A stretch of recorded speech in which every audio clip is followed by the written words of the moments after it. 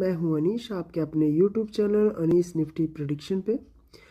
पिछले 3 दिन से हम बता रहे हैं कि 25,950 हमारा एक रेजिस्टेंस था और उसको सपोर्ट भी मान सकते थे उस वक्त, लेकिन 25,862 को भी हमने मेंशन करके रखा था कि ये इससे नीचे अगर जाएगा तो फिर हमारा मार्केट काफ़ी नीचे जाएगा। अब 20 नवंबर की बात करें, पिछले 2 दिन से वो हमारे रेजिस्टेंस को टच कर रहा है, हमारे सपोर्ट को टच कर रहा है ऊपर मार्केट को। जो पहला रेजिस्टेंस था 26,032-34 का, उसके ऊपर ब्रेकअप दिया है।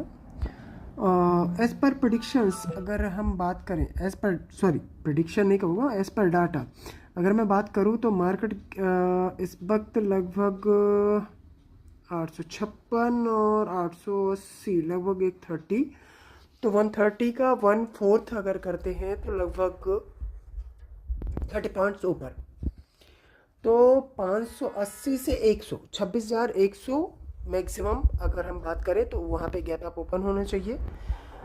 क्योंकि 124 की बात इसलिए नहीं कर रहा हूँ क्योंकि ये मंथ ईयर का रेजिस्टेंस क्लास का है। अगर ये कल ही अगर ये 26,124 के ऊपर अगर क्रॉस कर गया तो मुझे नहीं लगता कि वो 26,275 पहुँचने में ज़्यादा समय लगे।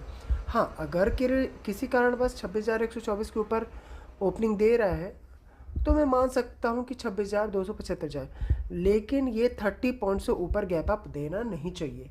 मतलब 26,075 से 40 पॉइंट, लगभग 100 पॉइंट्स, इससे ऊपर मार्केट को ओपन नहीं होना चाहिए। वहीं पे हमारा पहला जो रेजिस्टेंस था 26,032, वो पहला सपोर्ट अभी कहलाएगा। दूसरा सपोर्ट कहलाएगा 25,950। याद रखिएगा, ये पिछला हमारा रेजिस्टेंस था जिसको हमने सपोर्ट अब शिफ्ट कर दिया है।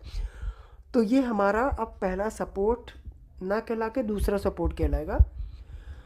तो अब देखना ये है कि मार्केट क्या 26,100 के ऊपर खुलता है, 26,124 के ऊपर खुलता है, या फिर 26,100। अगर 26,124 के ऊपर खुलता है तो मान के चलिए कि मार्केट को इस हफ्ते ही 26,275 के ऊपर टच करना चाहिए।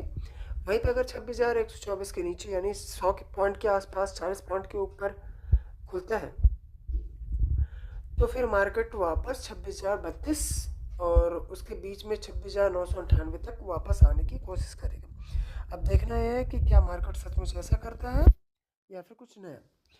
अगर आपको मेरी वीडियो पसंद आए तो प्लीज़ लाइक एंड सब्सक्राइब करना ना भूलें। धन्यवाद।